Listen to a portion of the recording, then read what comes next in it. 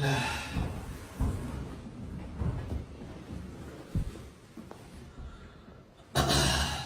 Soomaaliya waa walaalkiin maxamed sheekh ibraahim Kinyaawi oo maanta idin kala soo hadlaya magaaladii Muqdisho caasimadda Soomaaliya.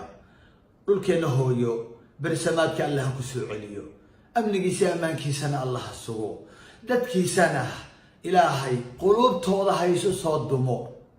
cafi walaalka waa barnaamij diineed, waa barnaamij akhlaaqiyeed, waa barnaamij furqaani ah, waa barnaamij rabbaani ah, waa barnaamij runtii nagu dhiirigelinayo in aynu fidino Allah subxaanahu wa tacaala. cafi walaalka. Soomaaliya waynu isdulannay, waynu isdillay, waynu kala irdhownay, waynu kala fogaanay. in badan baa waxayna kala gaaray uurkeenu, in badan buu xasad iyo xumaan iyo xiqdi runtii aynu isugu qaadnay. wax loo baahnaana male, wax loo baahnaana ma aha. waxa inaga dhex shaqeeyay waa ibliis, waxaynu u dhig raaricinay waa shayaatiinul insi wal jinn. waanu u nuglaanay, waynu qaadanay warkoodii, wayna kala geeyeen, way ina diloodeen, way inala hareen. waxaynu dhagaha ka furaysanay qowlkii ilaahay subxaanah, yaa ayuha aladiina aamanuu in jaa'akum faasiqun binaba'in fatabayyanuu. dadkii alle inabi rumeeyo, hadduu idin yimaado nin faasiq ah, faasiq hadduu war been ah idinla yimaado, war siyaasadaysan hadduu idinla yimaado, war uu idinku kala geynayo hadduu idinla yimaado, war uu ka dhex eegayo danihiisa hadduu idinla yimaado, war ilaahay carageliya hadduu idinla yimaado, hubsadoo ha raacina. hubsada waxa ina dhahaya waa alle subxaanah. dhegahaynu ka furaysanay warkii alle, waxaynu dhegaheenni iyo laabteennii u furnay. Soomaaliya wax maqla, waxaynu laabteenna iyo dhegaheenna u furnay waa ibliis, waa shayaatiinul insi wal jinn. dad nagu midab ah, nagu war ah, yaa u socda sidaynu u soconno. dad inala dhashay, dad inagu dhex jira, laakiin uurkoodu ibliis ka guuxayo ayaynu warkoodii qaadanay. waxaynu ku kala tagnayna waa wax rasuulkeenana wuxuu leeyahay, wakunuu cibaadallahi ikhwaana. ahaada addoommo alle oo walaala ah, ha noqonina addoommo ibliis oo uurka xasad iyo xumaan isugu haya. aynu usoo noqonno ilaahay, wanaaggeenu ilaahay doonayaa, islaamku wanaaggeenu doonayaa. waynu ka harnay caalamkii, waynu ka harnay carabtii, waynu ka harnay cadaankii, waynu ka harnay afrikaankii, bal waxaynu ka harnay insaaniyaddii ayaynu ka harnay. walaal dilayo walaalkii insaan ma aha, walaal khiyaanayo walaalkii insaan ma aha, walaal wanaag wada oo lugaha lahayo insaaniyadda kuma jirto. yaynan isugu kaalmaysanin xumaanta iyo fisqiga iyo ilaahay ka fogaanshaha, yaynan isku caawinin. ilaahay wuxuu leeyahay, watacaawanuu cala albiri waataqwa walaa tacaawanuu cala alismi waalcudwaan.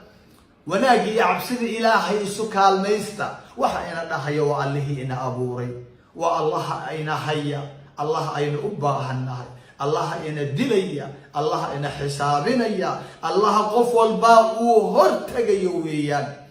isu kaalmaysta wanaagga ayaa la yiri, ha isu kaalmaysanina xumida iyo cadaawadda iyo xiqdiga iyo been abuurka. marnaba ha isu kaalmaysanina. aad baan runtii uga xumahay runtii inuu walaal ordayo, qalbigiisu wanaagsan yahay, khayr sido, loo baahnaa in la caawiyo, la garab galo. in maanta yacni lagu been abuuranayo. Kinyaawi siyaasi ma aha, mana yaqaana siyaasadda rag bay leedahay. siyaasadda rag baa u soo bartay, uga soo baxay jaamacado. Kinyaawi siyaasi ma aha, mana yaqaano siyaasad, laakiin kenyaawi weliba 100,000 bannaan loogama soo tuurin, umana ololeynayo siyaasiyiin. kenyaawi hawsha uu wado cafi walaalka, ha dulmin walaalka. barnaamijyada quruxda badan ee diiniga ah waa ka sarreeyaa runtii in loogu shaqeeyo siyaasiyiin. waxa loogu shaqeynayo waa ummadda Soomaaliyeed, waxa loogu shaqeynayo waa Allah, waa islaamka, waa diinta loogu shaqeynaya. cafi walaalka waa barnaamij diini ah, ma aha barnaamij siyaasi ah. waxaan halkan uga mahadcelinayaa dadka damiirkooda qoyan yahay, dadka damiirkooda qoyan yahay, qalbiyada quruxda badan ee ka soo kacay guryahoodii, u soo kacay runtii jimcihii hore hoolkaa sahal ee buux dhaafiyey magaaladii. aad baan idinkaga mahadcelinayaa.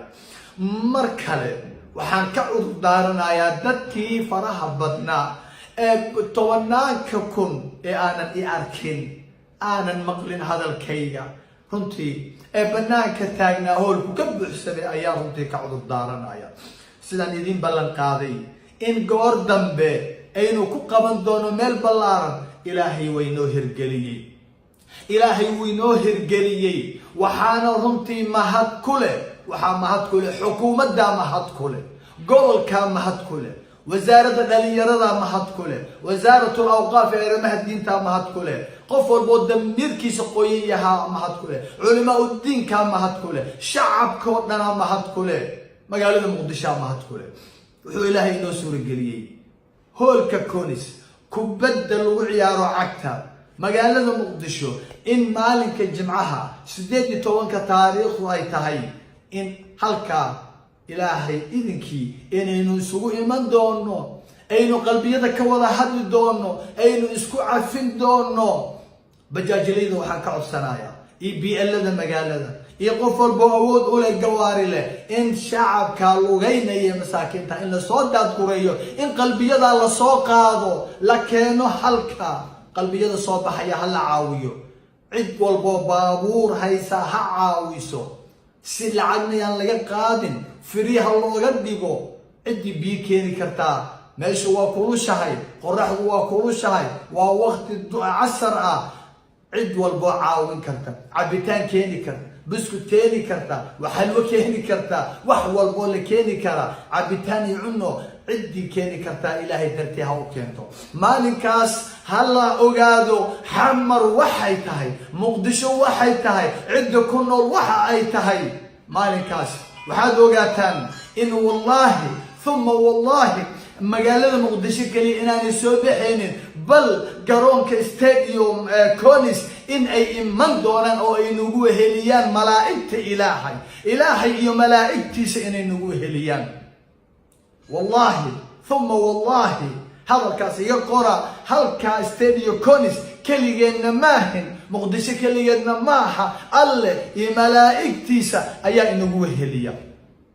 ballanteenu waa stadium Konis maalinta jimcaha ah 18 bishan. horena ha loo yimaado, yani kaa buuxsamin marnaba, iyaynaan u dhegnuglanin munaafiqiinta wararkooda, kuteennada wararka laysla dhex marayo loo joojin maayo. maxaa yeelay xabiibkeena sallallahu alayhi wasallam ayaa diiday in loo joojiyo, alla diiday in loo joojiyo. nuurkay doonayaan inay gacmahoodii aafafkooda ku damiyaan, ilaahayna wuu diiday, wuu soconayaa nuurkan. magaaladii muqdisho way kacday, soomaaliyana way kacaysaa haddii muqdisho kacdo. waxaa inoo ballan ah barnaamijkeenii cafi walaalka iyo jimcaha hala sii sheegarayo. assalaamu calaykum waraxmatullah.